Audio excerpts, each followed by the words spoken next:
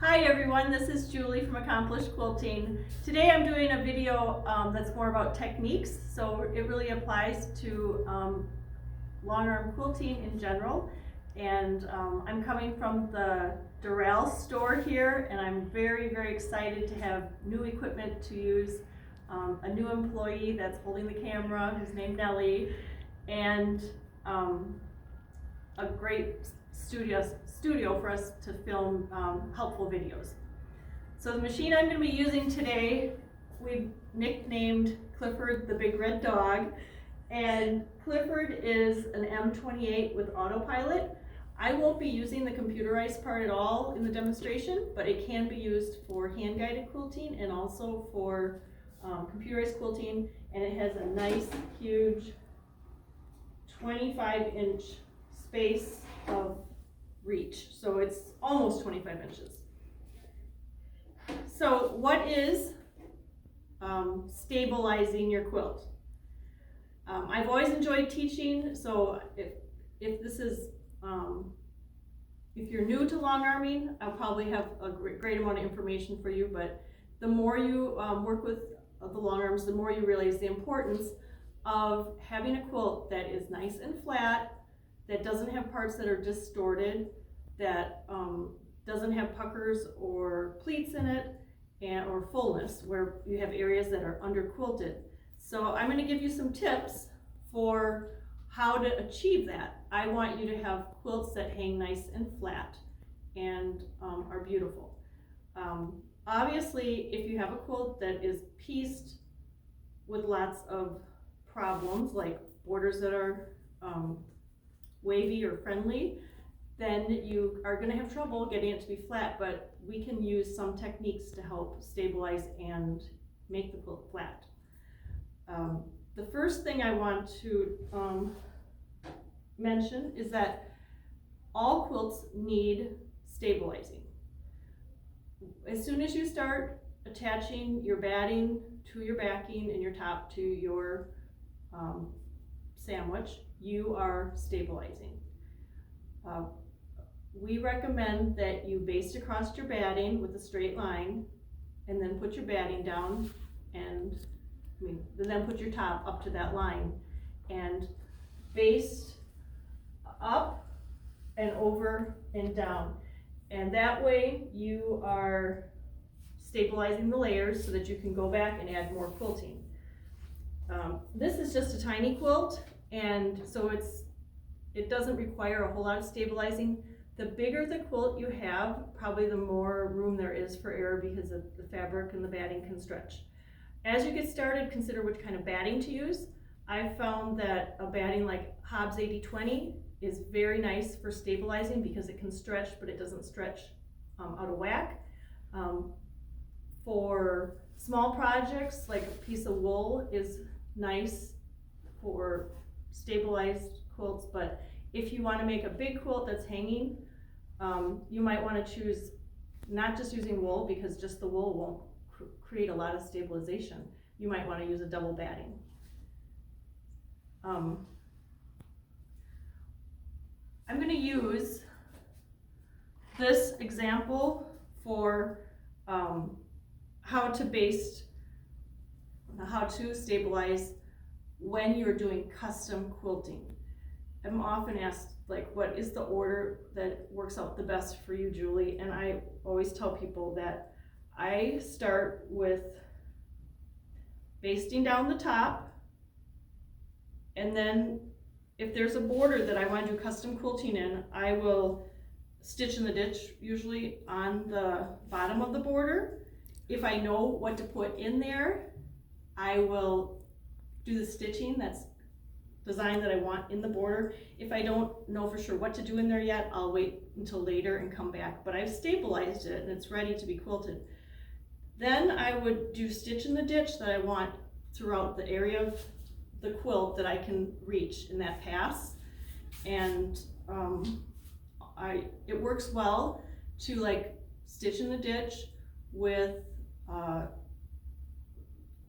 thinner thread, and you might want to go ahead and go around everything using a lightweight thread that will sink into the ditch. And then when you get down to the bottom, then you can switch to a different thread when you go back to add other quilting designs inside the body of the quilt. But once you get it stabilized throughout the whole thing down to the bottom, then you can go back to any part of the quilt that you want to. It's also can be a good idea if you have a large quilt that you want to be able to roll around back and forth. You can put basting stitches all through the quilt, maybe every 4 or 5 inches. Just horizontal lines would keep it stabilized. You can baste through your borders if you have a long quilt here and you think that it might be easier for you to do the quilting by actually turning the quilt.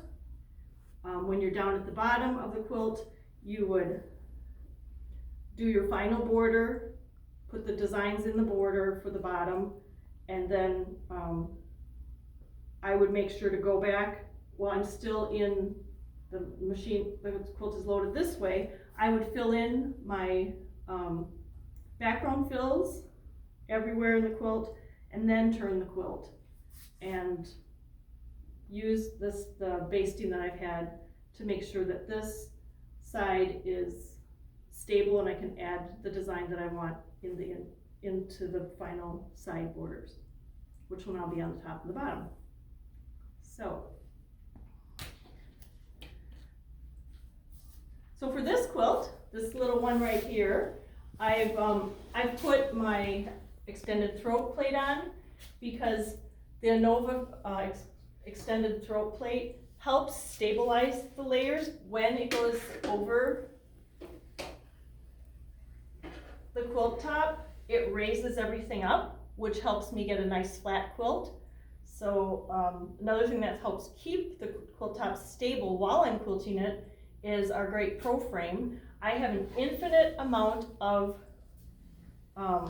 ability to loosen or tighten the quilt top, and I like to encourage people to not over tighten their quilt top because really that can wreak havoc on your stabilization.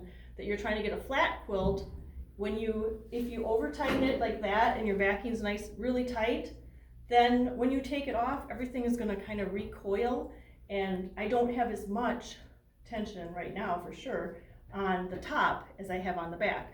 You want to have equal tension on the front and the back. So I'm going to loosen this up just a little bit, and I've really let it relax, and that's how I want it.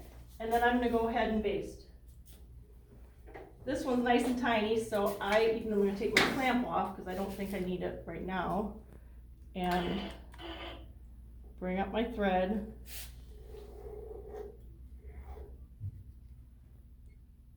I'm going to switch to 3 stitches per inch and then just turn the machine on and gently guide. And you can see how I'm walking my fingers along the back of the hopping foot, and that's allowing me to flatten down the quilt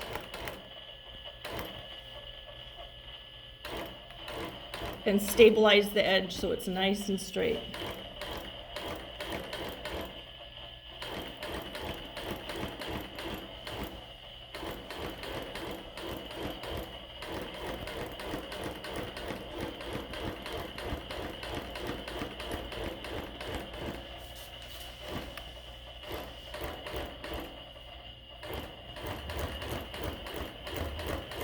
I always tell my students that learning how to baste is one of the harder things to do, because it makes a big difference if you get this nice and flat. Then when you put the quilting in, you don't have to deal with hardships.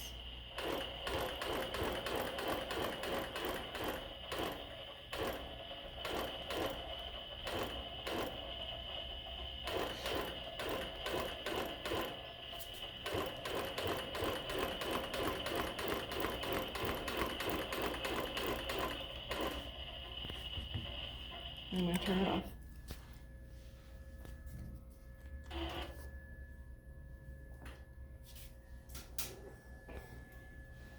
So the pins are gonna come out, and then the next part to do for stabilizing this quilt would be to do the stitch in the ditch around the borders. And then I would have it stable. So I want to invite you to, if you haven't yet joined Accomplished Quilting's private group on Facebook. It's called AQ Live Long Arm Training and Education. In that group, we have lots of videos for you to watch, and there's also a first video in this series that's about planning, a second video about planning that's about choosing between edge to edge and custom, and the next video that's coming up will be about choosing motifs. So I appreciate your time and thank you for joining me. My name's Julie. I work for Accomplished Quilting, where we make quilting easy.